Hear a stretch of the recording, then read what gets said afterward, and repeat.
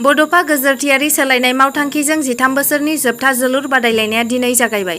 दुलाराय बर' फरायसा आफादनि बिथोन बादियै बर' लाइमोनफोरनि 13 बोसोरनि जोलुर बादायलायनायखौ मोनफ्रोमबो दख'रा दुलाराय बर' फरायसा आफादफोरखौ लानानै जोलुर बादायलायनाय बानजायनाय जादोंमोन। दिनै क'क्राझार जिल्ला आफादनि गसाइगाव आरो जमदुवार दख'रा दुलाराय बर' फरायसा आफाद लोगो नांनानै गुबुन गुबुन दख'रानि देरहासार गेलेगिरिफोरखौ लानानै जोबथा जोलुर बादायलायनाया रायमना फ्रेन्ड्स क्लाबनि गेलेग्रा फोथाराव जागायो। मिरु दुलाराय बर' फरायसा आफादनि बुंथिगिरि जनक उजिर बिथाङा गेलेमुजों देरबोनाय गथ'फोरा माबादियै जौगानो हागोन बेखौ फोरमायनानै होयो। गोजोननायखौ जासिग्रोबाय। दुलाराय बर' फरायसा आफादा बड'फा गेजेरथियारि सोलायनाय मावथांखि बिनिनो मोनसे आयदाफारि बायदियै गेलेनायखौबो जोंनि बर' हारिनि गेजेराव मोनसे सोलायनाय एबा बे गेलेनायनि गेजेरजों जों मोनसे माहारिखौ जौगाखांनायनि मोनसे थांखिजै जोङो उन्दै उन्दै गथ'साफोरनि जे गेलेनाय 13 बोसोर बैसोनि जे गथ'साफोर बेखौ गेलेनायखौ जोङो दिनै बानजायदों क'क्राझार जिल्ला दुलाराय बर' फरायसा आफादा। आरो बे हिसाबैनो दिनैनिफ्राय बे क'क्राझार जिल्लानि सिङाव मोन 27था जोंहा दख'रा आफादफोर दङ। आरो बे दख'रा आफादनि जे उन्दै उन्दै जे लाइमोनफोर बिथांमोननि गेलेनायखौ जोङो मोनसे आधुनिक जे जोंनि गेलेनायनि जे टेकनिकजों लांनानै इयुनाव जे बिथांमोनहा साफा साफा जोंनि इयुननि गेलेगिरि जानो हायो एबा बर' हारिनि गेजेराव बिथांमोनहा गेलेनायनि गेजेरजों गावखौ दानायजों लोगोसे जोंनि समाजखौ जोंनि हारिखौ जाहाथे मोनसे गोजौ थाखोनि मान मर्यादा होनो हायो बे बिथिंखौ नोजोर बोनानै जों दुलाराय बर' फरायसा आफादा बड'फा गोजोरथियारि सोलायनाय मावथांखिनि गेजेरजों जों उन्दै उन्दै गथ'साफोरनि बे गेलेनाय मावबादाखौ जों दिनैनिफ्राय स्टार्ट खालामनाय जादों।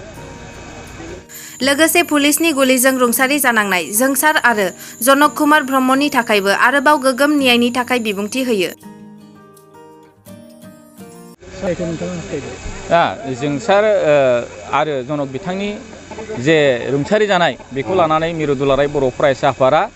मोनसे जुडिसियेल इनकुवेरि जों अलरेडि बिनि सायाव जों दाबिनानै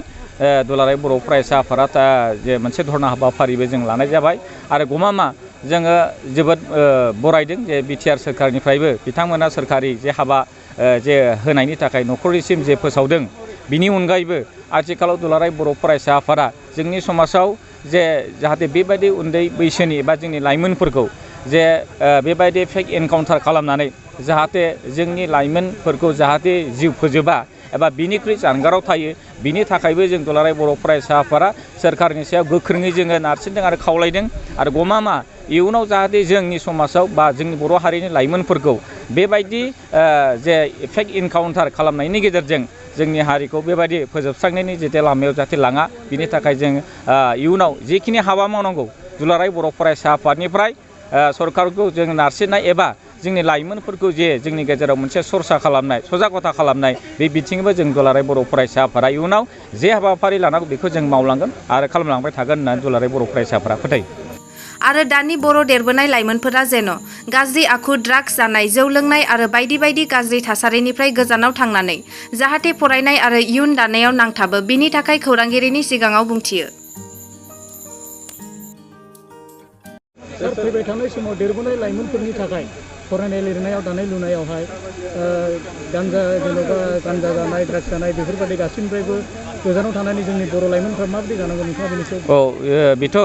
जोबोद मोजां मोनसे कुइसन। आरो बिनिखायनो दुलाराय बर' फरायसा आफादा बेनिखौनो जे बुंबाय थादों जे रिपिट खालामबाय थानाय जादों जे बर' हारिया मोनसे गेरेमसा हारि जानांगौनि थाखाय बड'फा मिशन फर सास्टेनेबल चेन्ज बिनि दारै जे दुलाराय बर' फरायसा आफादा जौ जुवा एबा फेग्रा बेसादजों लोगोसे बायदिसिना जायफोरनाखि जे देहायारि खहा खालामो बेखौ जाहाथे टटेलि जों बन्द' खालामनांगौ हिसाबै जों दुलाराय बर' फरायसा आफादा जे डिसि एसपिनिखौ लानानै जाहाथे जोंनि प्रसासनाबो जाहाथे जोंखौ हेल्प खालामो बेखौ नोजोर बोनानै जों अलरेडि क'क्राझार जिल्लायाव आरो जिल्ला पर्याय गासिबो जिल्लायानो दुलाराय बर' फरायसा आफादनिफ्राय गांसे मेम'रेन्डाम होनानै फुजा मेलानि बोथोरनि सिगां जोङो अलरेडि जों सावरायनाय जाबाय। बबेबा जिल्लायाव अलरेडि जों बे मेम'रेन्डामखौ गथायनानै जों सावरायनाय जाबाय जाहाथे फैबाय थानाय समाव जे जाहाथे जोंनि गेजेराव जे बारायबोबाय थानाय जौ जुवा ड्राग्स एबा आयेन बेरेखा जे हाथियार बेजों लोगोसे बायदिसिना फेग्रा मुवा बे बाहायनायनिफ्राय जानगाराव थानो थाखाय जों दुलाराय बर' फरायसा आफादा जे प्रसासननि तरफनिफ्रायबो जोङो जाहाथे बिथांमोनखौ इनिसियेटिभ लानो खावलायदों। आरो जों दुलाराय बर' फरायसा आफादा गामि गामि समाजारि मेल धर्मनि जौ लोंनायनि जुवानि बिभिन्न फ्रान्ति जिहेतु माने जोंनि समाजनि आयेन बेरेखा जे हाबा बेखौ लानानै जोङो अर्गेनाइज खालामनानै दुलाराय बर' फरायसा आफादा आथिखाल खामानि मावबाय थानाय जादों।